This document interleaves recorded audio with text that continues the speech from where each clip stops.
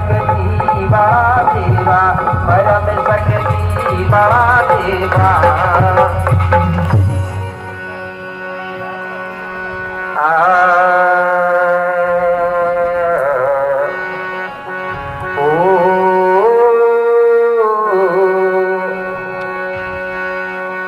अष्टादश गुरु सुमिरन करूं,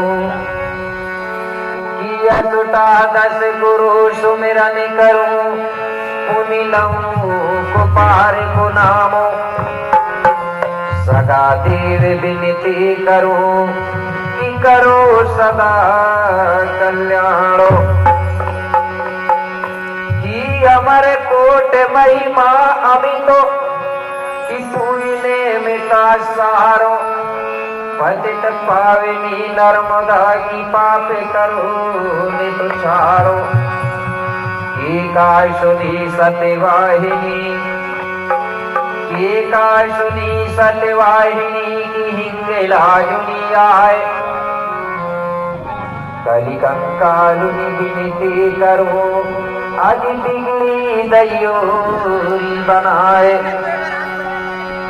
पार्वती बमुलेश्वरी, वीरू विराज नाम, और बिंद्र पास नीला अकुमा, कि पूरन करियो सब कामों।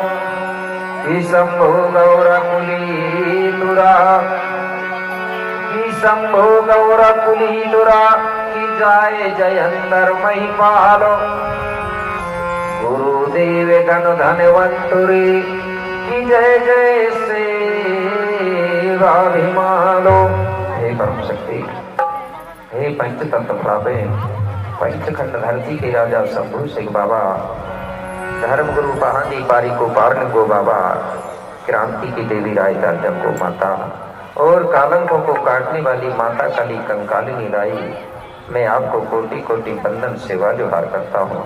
आप मुझे ऐसी शक्ति देना, ऐसा ज्ञान देना, जिससे कि मैं धरती पर रहने वाले समस्त जीव प्राणियों के हित के लिए, समस्त सगा समाज की भलाई के लिए उन सबको सत्य मार्ग बता सकूं और उन सबका जीवन को सुखमय बना सकूं, ऐसा मुझे ज्ञान देना बाबा। मैं आपको कोटि कोटि बंदन सेवा जोहार करता हूँ। बोलिए शंभो शेखो बाबा की, माँ भगवती मूलादाई गौरादाई की, यहाँ पर बैठी हुई सगा समाज की बहुत बहुत धन्यवाद।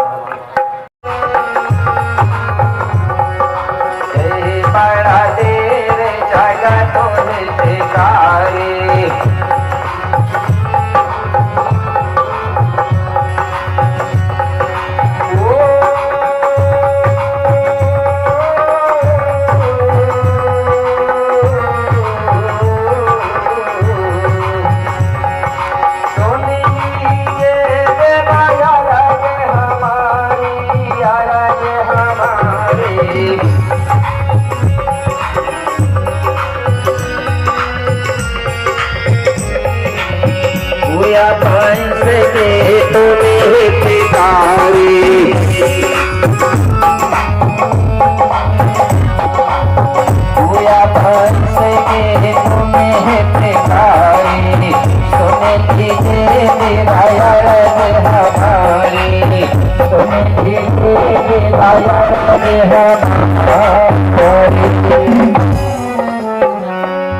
प्रिय सज्जनों,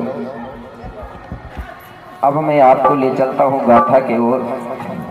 तो जिस गाथा को मैं आपको प्रतिदिन सुना रहा हूँ, इसी गाथा को एक समय गुरु विक्रमदेव के मुखार बिंदों से चांदागढ़ में राज करने वाले गोल राजा वीरशाह यात्राम जी और उसकी समस्त प्रजा ने श्रवण किया था, और वही गाथा मैं आपको सुनाने जा रहा हूँ। तो सभी लोग ध्यान से सुनेंगे। तो कल मैंने आपको बताया था जीव जगत की उत्पत्ति कैसे हुई, कहाँ से हुई। तो एक बार मैं पहले जानना चाहता हूँ कि हम जो गोंडियन लोग हैं, कोयतल लोग हैं, आदिवासी लोग हैं, हमारा जो जन्म स्थल है, मैंने कल गाथा में सुनाया था, किस किस को मालूम है कि हमारा जो जन्म स्थल है वो किसको मालूम है, जरा एक बार हाथ उठा के बताइए। कल बताया था ना मैंने, बस इतना ही लोगों को मालूम है, इतना ही आए थे क्या कल? अरे हमारा जो जन्म स्थल है वो किस नाम से जाना जाता है? अगर कोई पूछेगा आपसे तो क्या बताओगे आप? भूल गए क्या? इसी को कहते थे हमारे पुरखानों, आगे आगे पाठ पीछे से सपाट, और गुरुजी ने पूछे तो 16 दूनी 8 हो गया। मतलब क्या रहा है इतना बड़ा कार्यक्रम करने का? कल मैंने बार बार दोहरा के बताया हूँ, हमारा जो जन्म स्थल है जहाँ से हमारा वंश बेला चला है वो है अमरकोट का टीला। बताया था कि नहीं बताया था? और फिर भूल गए दूसरे दिन, तो चला जाऊंगा तो पता नहीं रहेगा कि नहीं रहेगा, ठीक है ना? हमारा जो जन्म स्थल है वो अमरकोट का टीला है, जहाँ से वंश बेला चला है, वहाँ वंश भी है कि नहीं? वहीं से हमारा वंश बेला का विस्तार हुआ। लेकिन जब वंश बेला का विस्तार हुआ तो हम लोग का वंश फैलते गया। उस समय हम जंगलों में, पहाड़ों में, कोई खंडारों में रहते थे।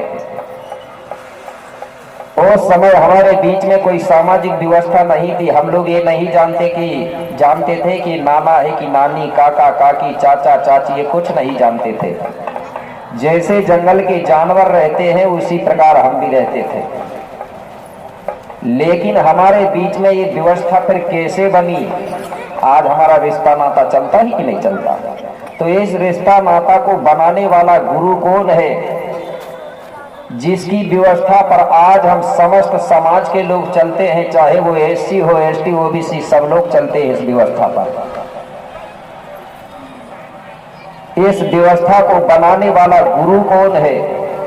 क्योंकि जिस व्यवस्था को हम मान रहे हैं उस व्यवस्था बनाने वाले गुरु को भी हमको जानना चाहिए, ठीक है ना? तो वही बात आपको बताने जा रहा हूं, अब ध्यान से सुनना। नहीं तो एक जगह की बात है। एक जगह क्या हुआ, एक बाजार लगती थी। क्या लगती थी? बाजार। एक मूर्ति बनाने वाले ने क्या किया, 3 मूर्ति बनाया, एक जैसी बनाया, एक सा रंग, एक से सब कुछ, कोई अंतर नहीं था। वो मूर्ति वाला क्या करता है, वो तीनों मूर्ति लेके एक बाजार गया और उसी बाजार में तीनों मूर्ति को पंक्ति बना के रख दिया। और पहले नंबर की मूर्ति का कीमत रखा उसने 500 रुपया, दूसरी मूर्ति का कीमत रखा 1000, तीसरी मूर्ति का कीमत रखा 1500। जबकि मूर्ति एक जैसी थी, कोई अंतर नहीं था, रंग रूप सब एक सा था। एक खरीदने वाला आया, तो खरीदने वाला आया तो वो उसने पूछा, बोले भैया ये मूर्ति कितने की है? तो बेचने वाला ने बताया पहले नंबर की मूर्ति 500 की है, दूसरा नंबर की 1000, तीसरा नंबर की 1500, आपको कौन सी चाहिए? खरीदने वाले को समझ नहीं आया, बोले समझा के बताओ। तो वो बेचने वाला समझा के बताता है, बोले देखो ये 500 वाली मूर्ति है ना, इसको बता रहा हूं। तो 500 वाली मूर्ति के एक कान से जब धागा डाला गया तो दूसरे कान से धागा निकल गया। बोले इसका कीमत है 500 रुपया। अच्छा, बोले 1000 वाली बताइए। तो 1000 वाली मूर्ति के कान से धागा डाला गया तो पेट में जाके रुक गया, निकला ही नहीं। बोले इसका कीमत 1000 है। अच्छा, सबसे महंगी वाली बताइए। तो सबसे महंगी वाली मूर्ति जो है उसके कान से धागा डाला गया तो मुंह से धागा निकल गया। बोले इसका कीमत सबसे ज्यादा है, आपको कौन सी चाहिए? आई बात समझ? खरीदने वाले को फिर भी नहीं आई। बोले देखो पहली जो मूर्ति है 500 वाली, कान से धागा डाल रहे हैं एक कान से और दूसरा से निकल रहा है। बोले ये मूर्ति का काम है, ये कान से सुनती है और दूसरे से निकाल देती है, इसलिए इसका कीमत 500 है। अच्छा, दूसरी वाली? बोले दूसरी वाली मूर्ति के कान से धागा डाल रहे हैं, वो पेट में जाके रुक जा रहा है, निकला ही नहीं रहा है। मतलब ये मूर्ति कोई भी बात को सुन लेती है लेकिन किसी को बताती नहीं, पेट में रखी रहती है, लेकिन सुन लेती है। बोले इसलिए इसका कीमत थोड़ा ज्यादा है। अच्छा, सबसे महंगी वाली?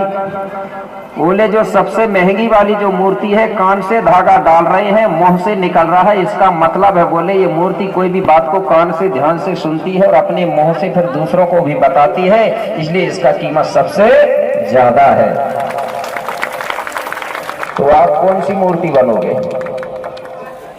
500 वाली? क्या 500 वाली जो बनना चाहता हाथ उठा दो। 500 वाली सरल है, इधर से सुनो, इधर से निकाल दो, कोई मतलब नहीं बनोगे। 1000 वाली नहीं। अच्छा, 1500 वाली सबसे महंगी वाली कौन बनना चाहता? सबके सब सभी लोग तैयार। कैसे बनोगे? मैं जो बात बताऊंगा उसको ध्यान से सुनना, और मेरे जाने के बाद भी एक दूसरे को आप अपने मुंह से बताना, तो आप सबसे महंगी मूर्ति बन जाओगे, नहीं तो 500 वारी में लटके रहोगे। ठीक है ना? हाँ। तो हमारे बीच में जो सामाजिक व्यवस्था बनाने वाला गुरु कौन है, उसी के बारे में राजा बीरशाह अपने गुरु विक्रमदेव के सामने खड़े हो गए और राजा गुरु से कहने लगे, गुरु विक्रमदेव से, क्या बोले गुरुदेव?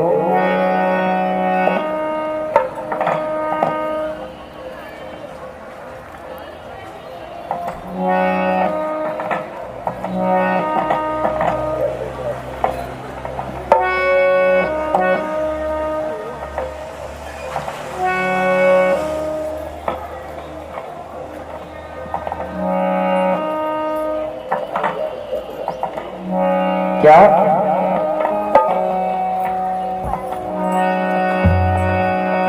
अरे गोंडी धर्म गुरु कौन है और किसने धर्म बनाया? बोले गुरुदेव, गोंडी धर्म गुरु कौन है और किसने धर्म बनाया? और वही गाथा बतलाइए, सुनने हेतु मन ललचाया।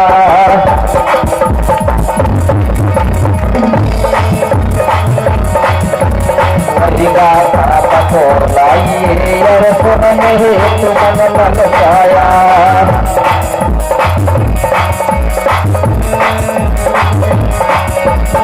सुनने हेतु मन ललचाया, सुनने हेतु मन ललचाया।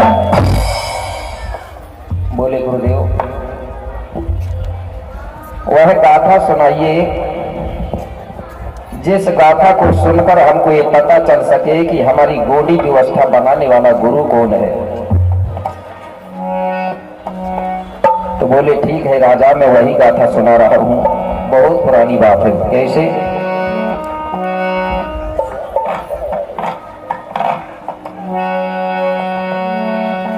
कि प्राचीन काल की बात है महाराज,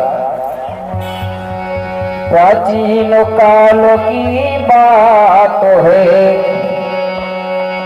आज सुनो राजा दे ध्यान, और पूर्व कोट के थे राजा, आज पुलसिवताजन का नाम। क्या बोले? बोले महाराज, बहुत पुरानी बात है। पूर्वकोट गणराज्य में राजा पुलसी नाम का एक राजा राज्य कर रहा था। क्या नाम का? पुलसी।